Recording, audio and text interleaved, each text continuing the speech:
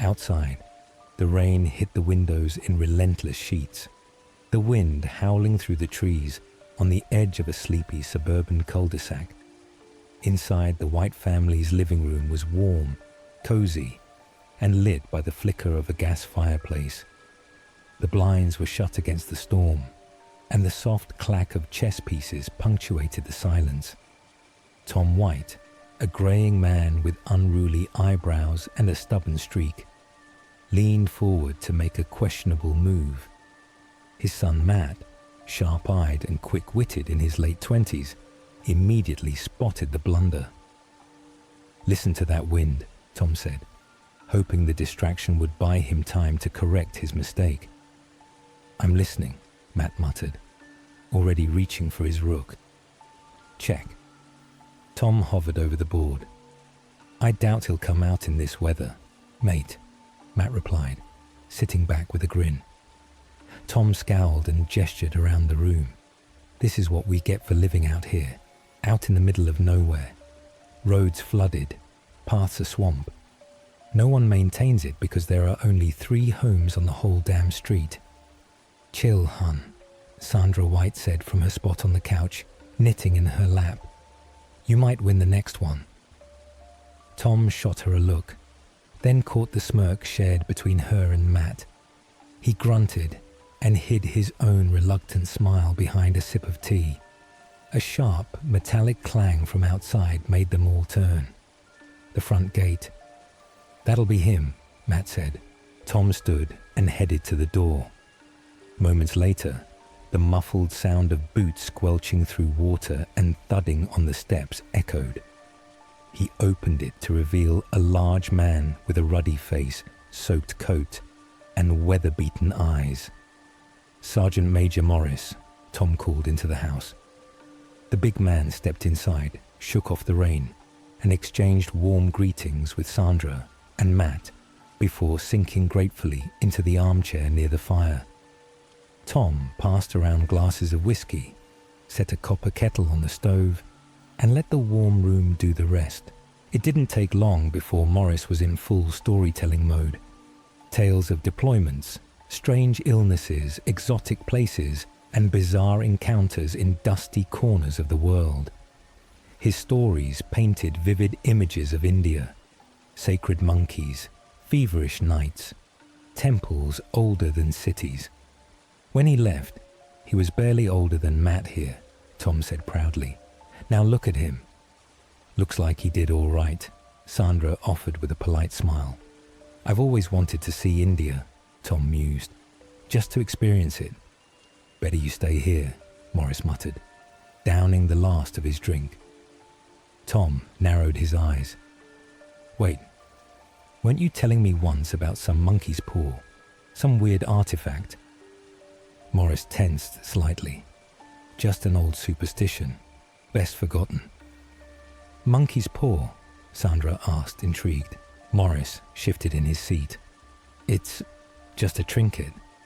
Bit of old world magic, maybe." The room went still. After a pause, Morris pulled something from his coat pocket and placed it on the coffee table. It looked like a withered animal hand, shriveled, leathery, with twisted fingers. Sandra instinctively recoiled. Matt leaned in, curious. "What is it?" Tom asked, picking it up carefully. "A fakir, a kind of holy man. Put a spell on it," Morris said, voice low. "To prove fate governs our lives.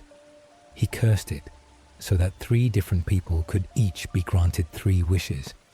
But with every wish, there's a price." The silence in the room deepened. "You used it?" Matt asked. Morris nodded. "I did." "Did the wishes come true?"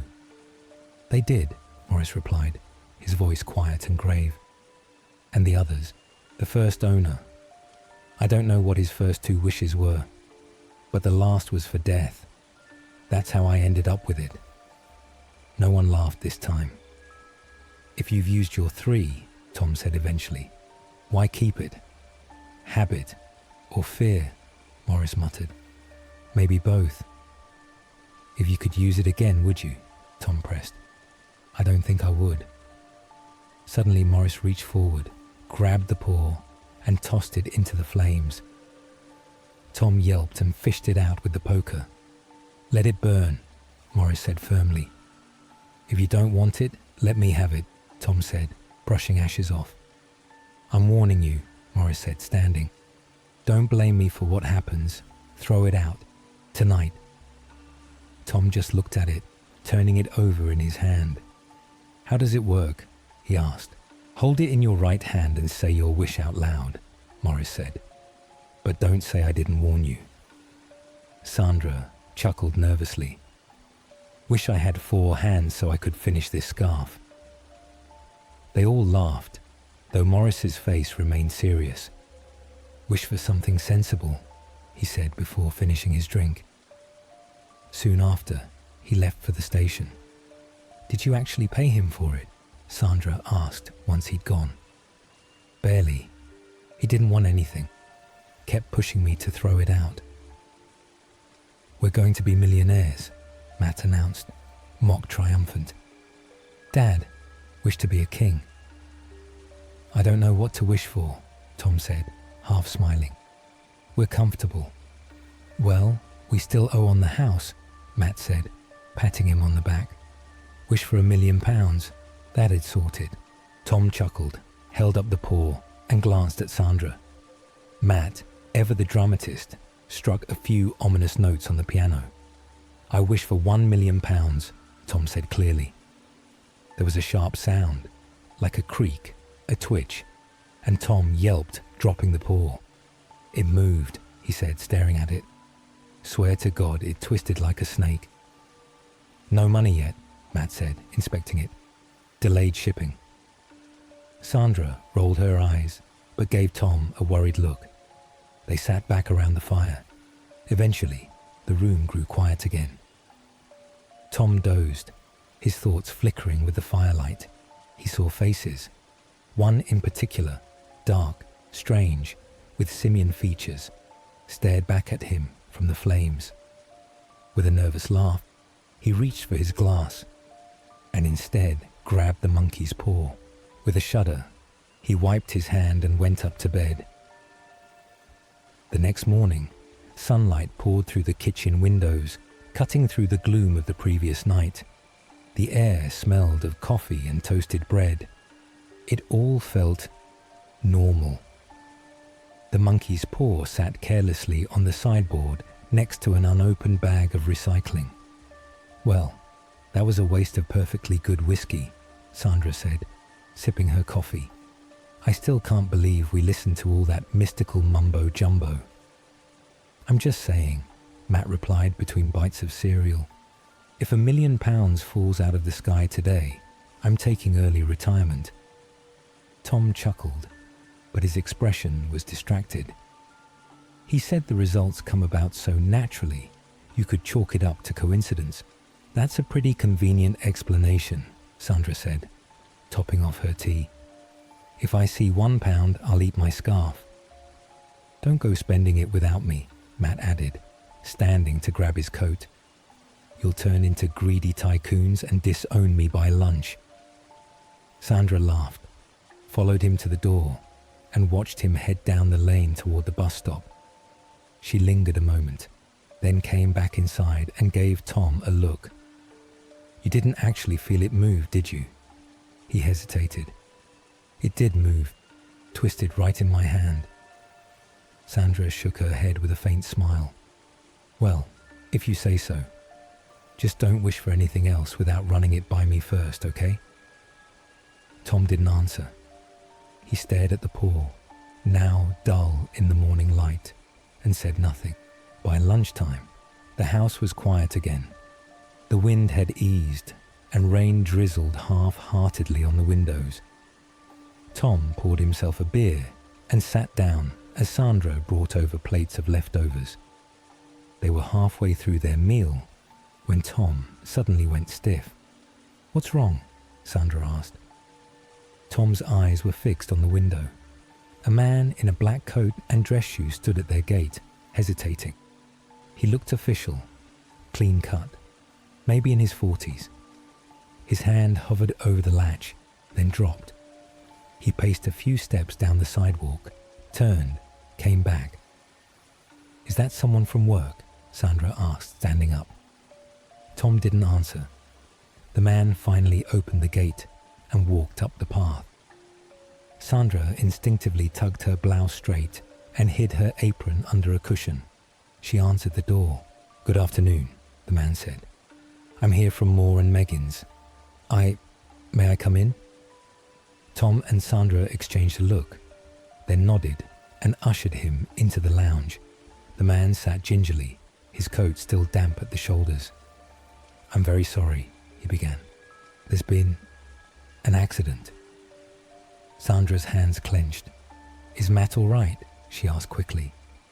"Has he been hurt?" The man lowered his eyes. He was caught in the machinery. There was nothing anyone could do, but I assure you, he wouldn't have felt any pain. Sandra sank into the chair. No, not Matt." Tom's face was blank, pale. He looked toward the kitchen window as if hoping this was all some misunderstanding. The man stood. "The company asked me to offer their sincerest condolences. I'm just an employee, just the messenger." Sandra couldn't speak. Tom swallowed hard. "They also asked me to convey," the man continued carefully, "that while Moore and Meggins accepts no legal responsibility for the accident, they wish to offer a gesture of compensation in recognition of your son's service." Tom's eyes slowly turned to him. "How much?" The man hesitated. £1 million. Sandra let out a strangled cry. Her face collapsed into her hands. Tom stood, stumbled, and dropped heavily into the nearest armchair. The room filled with silence, except for the fire, which crackled on obliviously. The funeral was over in days. The casket was closed. There was no viewing. Tom and Sandra returned from the cemetery to a home that suddenly felt like a stranger's. The warm hum of their old life was gone, replaced with a heavy, echoing stillness. The days passed in a fog. Neither spoke much. Meals were untouched. The fire went cold. Sometimes Tom would walk into the living room and forget why.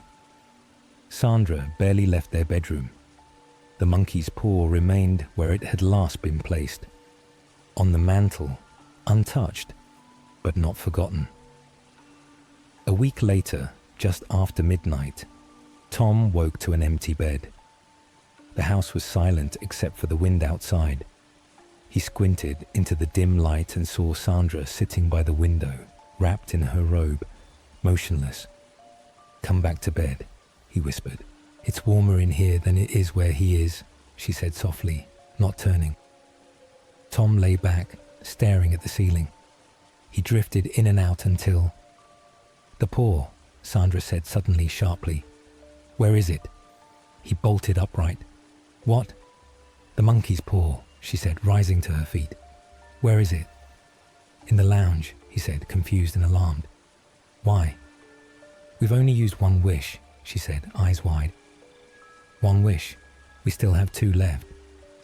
Tom sat up, heart hammering. "Sandra, no." "Why didn't I think of it sooner?" she said, almost laughing, tears in her eyes. "We can bring him back." "No." His voice was low and firm. "That's madness. You saw what happened with the first wish. It worked. He died and we got the money. You can't deny it. Wish him back. He's been gone over a week. I don't care. You didn't see him. Not after." Tom's voice broke. "They only knew it was him because of his phone and his watch.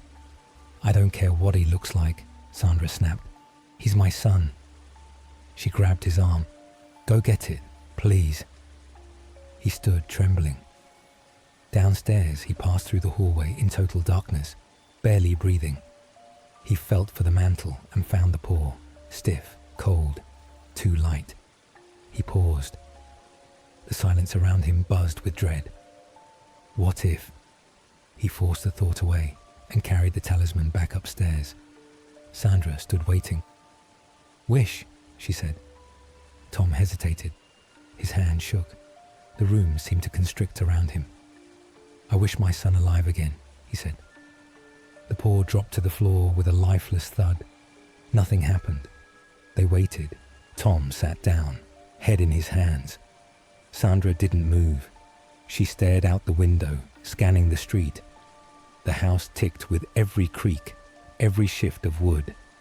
A mouse skittered in the wall, and then a knock. Soft, tentative. Tom's blood went cold. The knock came again. The match he held slipped from his hand. Third knock, louder. Sandra gasped. That's him. She darted for the door, but Tom blocked her path. Don't open it, he begged. Not yet, please. She fought him. It's my son. I can't leave him out there. He's been dead. She pulled free and ran to the stairs. Another knock, more urgent. Then fists pounding. She reached the bottom of the stairs, wrestling with the locks. The bolt, she yelled. Tom, come down, I can't reach it. But Tom had fallen to the floor upstairs, frantically feeling for the paw. It had fallen somewhere. The knocking became a hammering. The door trembled in its frame. His fingers found the paw. He held it tight, closed his eyes and whispered, I wish him dead. I wish him gone. Silence. Everything stopped. No more pounding. No more footsteps. Only the wind returned. Tom ran down the stairs to find Sandra frozen, hand on the door. The bolt was still halfway open. She turned to him slowly, her eyes full of questions and disbelief. They opened the door together. The street outside was empty. Rain glistened on the pavement. A single street lamp flickered across the road. Beyond it, nothing but darkness and silence.